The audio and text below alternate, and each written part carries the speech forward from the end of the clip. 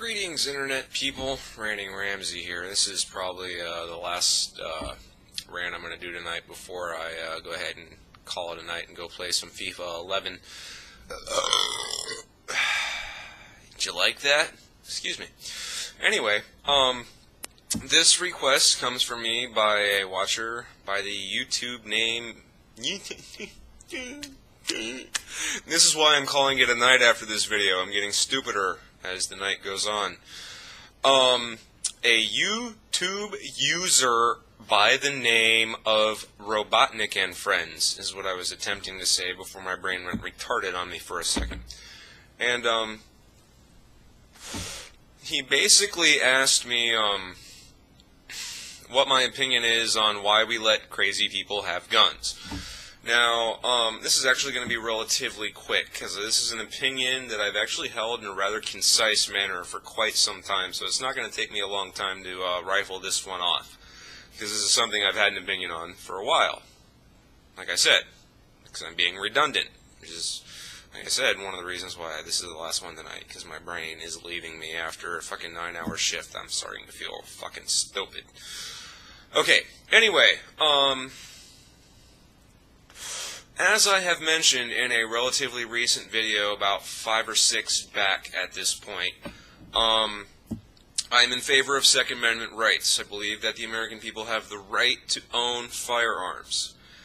But I believe that that right should be tempered with a new amendment or clause or law or whatever you call it, that should be that gun ownership should be accompanied by a generalized intelligence test, some sort of standardized test that we can create. I mean, we can create standardized tests for fucking anything, which means that this is not an impossible, oh my god, you're thinking in the realm of shit that will never exist because you can't do this kind of thing that you're talking about. Yes, we can. We do it all the fucking time.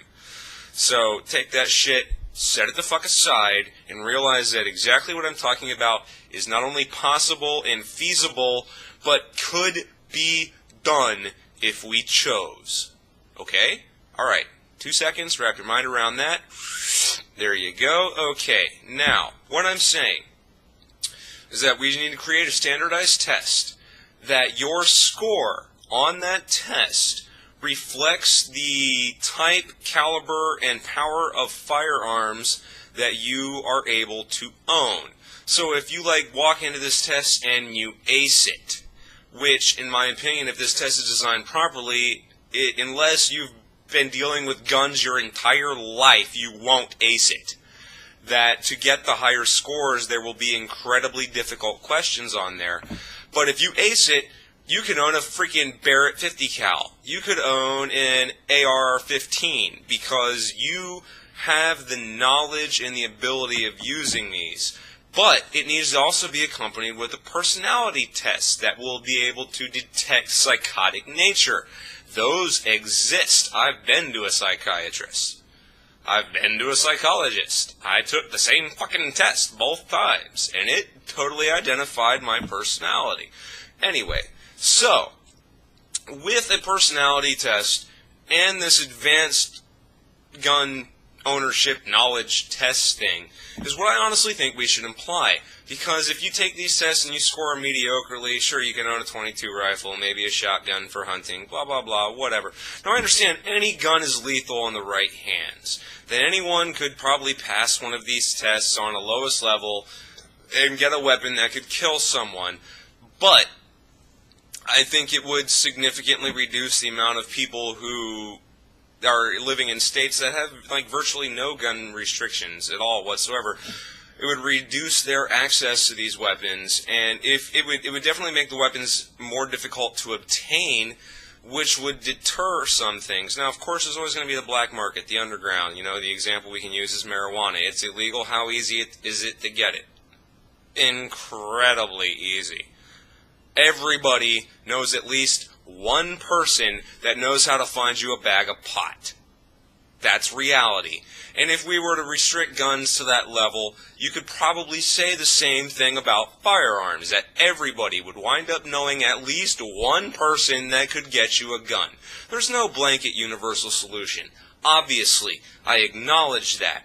But if you were to ask me my opinion on what sort of system we should implement to limit the access of firearms to fucking retarded-ass individuals, that would be my answer. An IQ test standardized to the tenets of gun ownership, you could say, and the knowledge and advanced knowledge of their construction, use, blah, blah, blah, blah, blah, and accompanied with a personality test that could identify psychotic tendencies, so that if you strike red on that personality test, it doesn't matter if you score a 98% on the gun mechanics and knowledge and use test, you're still going to get fucking blackballed. No guns for you. Well, I guess, and I know there's going to be people that might jump up and say, well, that contradicts with my view of approving of the Second Amendment, but I think you'll remember at the beginning of this video, I'm fairly certain that I mentioned I think the Second Amendment needs to be amended.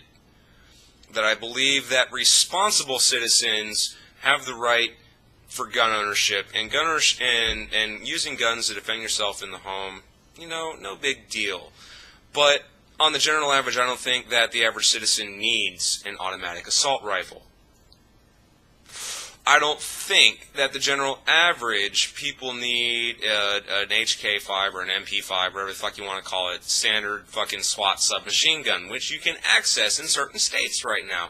On the general average, you don't need that to defend your home. A fucking .38 revolver will do the trick.